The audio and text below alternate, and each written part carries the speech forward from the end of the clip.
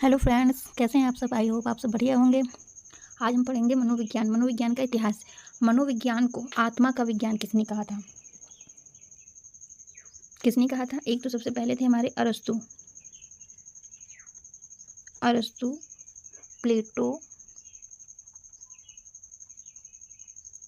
अरस्तु थे और प्लेटो थे। डेकार्ट। मनोविज्ञान मन व मस्तिष्क का विज्ञान है।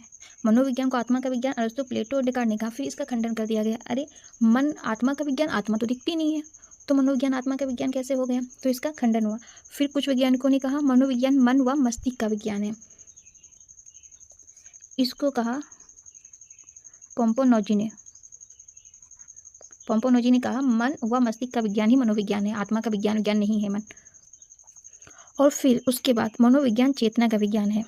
कुछ मनोवैज्ञानिक नए आए, उन्होंने कहा नहीं भाई, मनोविज्ञान आत्मा का विज्ञान नहीं है और ना ही मन व मस्तिष्क का विज्ञान है, मनोविज्ञान चेतना का विज्ञान है। ये किसने कहा? एक तो विलियम वुंट ने कहा था। विलियम वुंट, विलियम सली और विलियम जेम्स। इन्होंने कहा मनोविज्ञान चेतना का विज्ञान है, मन व मस्तिष्क का विज्ञान नहीं, क्योंकि मन व मस्तिष्क, मन को तो हम देख नहीं सकते, मन हमारा चंचल रहता है। और आत्मा का विज्ञान, आत्मा का हम कैसे विज्ञान कह सकते हैं, क्योंकि आत्मा को भी हम नहीं देख सकते हैं, इसलिए मनोविज्ञान चेतना का विज्ञान है। फिर आते हैं कुछ नए मनोवैज्ञानिक, यानी 19वीं और 20वीं शताब्दी में। मनोविज्ञान में 19वीं और 20वीं शताब्दी में आते हैं कुछ मनोवैज्ञानिक, वो कहते हैं नहीं भाई, मनोविज्ञान आत्मा का विज्ञान भी नहीं है, ना ही मनोविज्ञान मन व मस्तिष्क का विज्ञान है।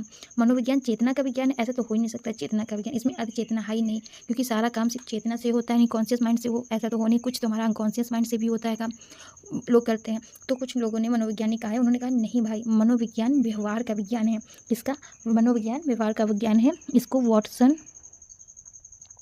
स्किनर, पावलोव और थॉर्नडाइक ने कहा। थॉर्नडाइक।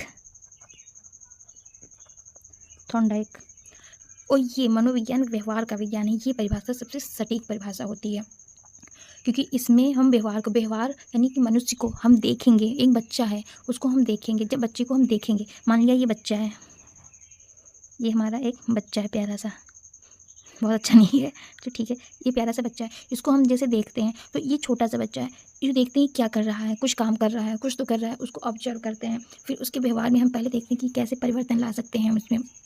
उसके व्यवहार को देखेंगे, अगर वो गलत काम कर रहा है तो उसको समझाएं।